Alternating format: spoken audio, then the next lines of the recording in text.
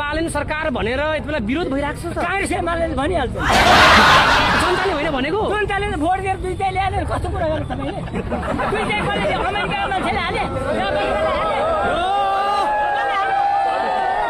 आठतला ठुलो बिल्डिङ चाहिँ के हो त्यसको काम? त्यो आठतला मान्छे गाड्ने ठाउँ हामीले देख्दाखेरि मान्छे काट्दै राखेको तपाईँले देख्दाखेरि मान्छे गाड्ने ठाउँ मान्छे काट्दै त्यहाँ त्यो सरकारी नै जमिन हो? सरकारी हो त्यो अनि कसले बनाएको रहेछ त त्यत्रो ठुलो बिल्डिङ? अब खोइ अब नहुनेहरू छ नि हामी त सुकुम्बासी भयो तपाईँ हामी चाहिँ त्यो नहुने ती सुकुम्बासी उनीहरू रहेछ उनीहरू हुकुम्बासी भन्छन् तर सुकुम्बासी भनेर उनीहरू बनेर बसिरहेको छन्। आठतला बिल्डिङको सुकुम्बासी मान्छे गाड्ने ठाउँलाई पनि छोडेनन्।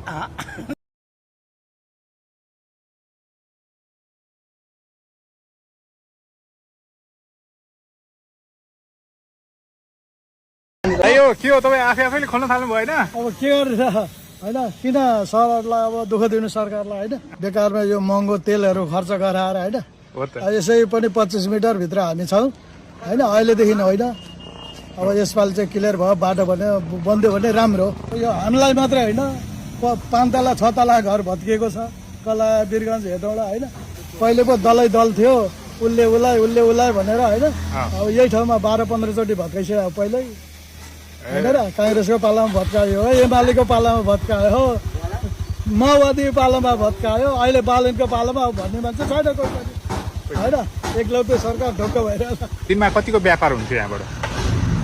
अब यहाँबाट त त्यस्तो अवस्था हो अब मेरो आफ्नो भन्दा चाहिँ मेरो चाहिँ चिया होटल हो होइन दिनको चाहिँ अब 5-7 हजार त्यति कमाउनु त्यति चाहिँ कमाउने होइन त्यति व्यापार गर्नु भनौँ न दिनको अब खाना 2-4 जनालाई खाना पुग्ने परिवार जस पालिएको परिवार पालिएको।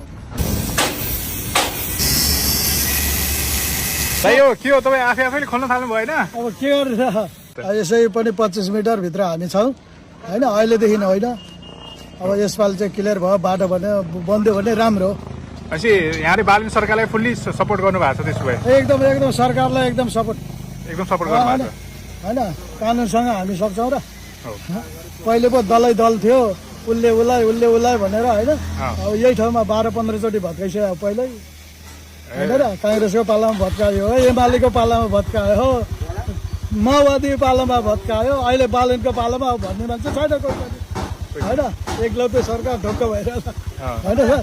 अनि बालनले राम्रो काम गरिरहेको छ के भन्नुहुन्छ? होइन एकदम म त सपोर्टिङ हो बालनको सपोर्टिङ हो। यो बाटो बन्नुपर्छ ठुलो बन्नुपर्छ क्लियर हुनुपर्छ। यहाँ बाटो काट्नलाई गाह्रो भइसक्यो।